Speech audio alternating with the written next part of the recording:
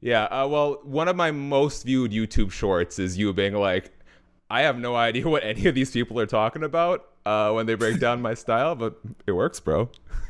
Yeah, well, I'm glad they see it.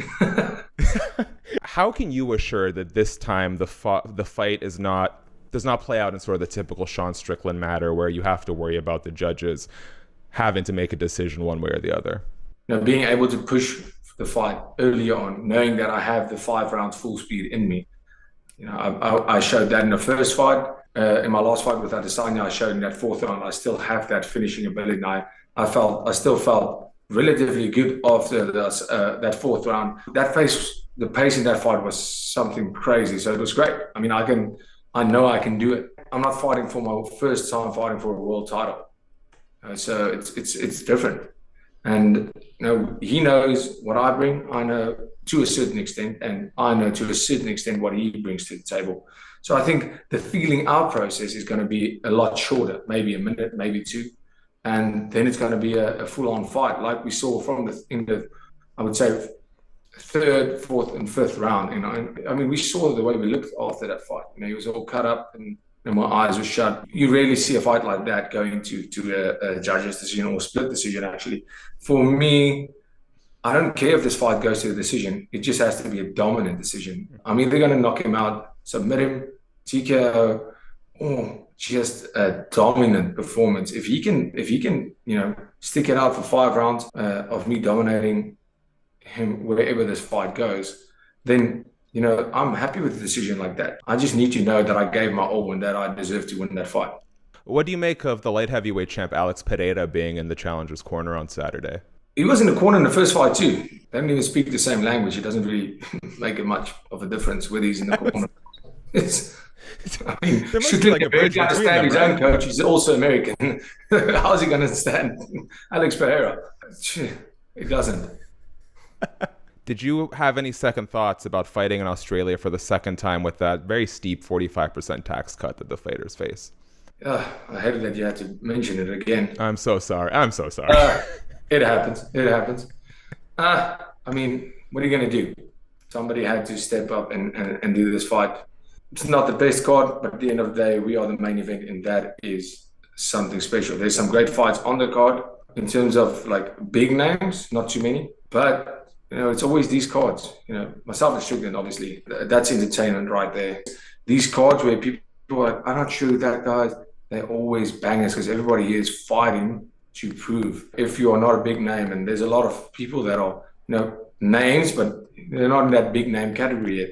They are all fighting for it, all fighting to be that guy, and that's how it's going to be a bang of a card. Always is. Always the low key cards are always where you get the craziest fights. That in terms of that tax break, I mean, what can you do? I don't complain about things I can't change, so I go in, beat whoever's in front of me, and pay my taxes. Can I tell you this? One thing that was a much bigger problem than the actual tax was, as a Christian man, and last year, myself and Strickland fought on the 20th of January. So I had no Christmas, no holidays with the family after spending a whole year just fighting. And, I really commit myself to my career. So 2 weeks at the end of the year is committed to my family. So as a Christian, we celebrate Christmas. And then this year again, fighting in Feb. In the middle of your training camp, you can't, really go and spend that time with family. So that was the biggest thing for me. I know, there's a lot of fighters that aren't Christian, that doesn't celebrate the holiday of Christmas. And I just thought that it would make more sense to let them fight on the January and February cards. And I have to do this again. This is the second year in a row. And with that, my team, we are going away. The first one is great. Last year, everybody stayed, and had no problem because we're fighting for a world title. Now everybody has priorities with families too. And now everybody had to cancel plans with families to stay and train. And I felt that was a little bit asking a lot from your teammates and coaches and everybody. So that was one thing where I felt kind of there's got to be some changes around that. After this fight, is can we make it from March? Let's fight in March. I'll fight December, it's no problem. It's almost neglecting family in the way that I would like to spend time with my family. Neglecting friends, family, loved ones. You have to check what you eat. You almost And your mindset is different. Being myself as Dricus instead of Dricus the fighter. Dana White said that Khamzat Chimaev is probably next for the title, coming off that very impressive win over Robert Whittaker. What is it that you can do to Khamzat that the rest of the division has failed to do so far? Beat him. How so? I can beat Khamzat. I know for a fact Khamzat is shooting. That's a fact. Is Khamzat going to be able to take me down?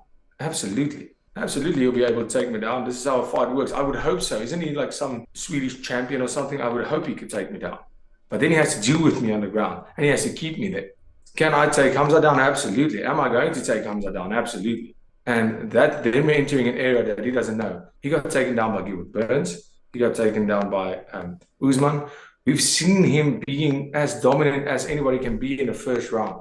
We've seen him being as exhausted as anybody can be in the third round. This is a 5-rounder. Bring your first round. I am going to meet you in the middle, and we are going to wrestle. We can wrestle that first round, the whole first round. And then we come out in that second round, and we'll see what we feel like. And then we're going to fight my fight. Then we're going to wrestle on my terms, and then we're going to strike on my terms. That's what I think. I think everybody has been moving backwards, trying to evade that takedown. No. I'm not scared of Khamzat wrestling. I'm not evading. I'm not trying to stay off the ground with Khamzat. That's the mistake everybody makes. I'm going to fight Khamzat wherever the fight goes. The same as this fight, the same as any other fight. This is MMA. As soon as you go in your mind and think, I don't want to fight this guy stand up. I don't want to go to the ground with this guy. I mean, look at Izzy. That fight, the obvious way to fight Izzy is, and I knew I could take him down. I'm strong enough, and I knew I had it. And I did take him down. I ultimately finished the fight there, but 90% of that fight was fought stand-up. I only shot 3 times, I think, in that fight. I didn't go in there and think I didn't want to strike with Izzy. People go, you want to stay out of Israel Adesanya's kicking range. I landed great kicks because that is how a fight works. You can't go in there and think, I'm scared of this. I don't want to fight this guy here. No, of course you have your strengths and his strengths, but you have to go in there and fight somebody. As soon as you think of an area where you don't want this fight to go, you are limiting yourself. And that's what I think people make the mistake with Khamzat. And it's easier said than done. The man is incredibly good, especially in those wrestling grappling exchanges. But you can't go out there fighting him and thinking, I don't want to be there. When you see Islam Makhachev talk about a fight at middleweight against you, what one word comes to mind? Almost Khabib. I like it.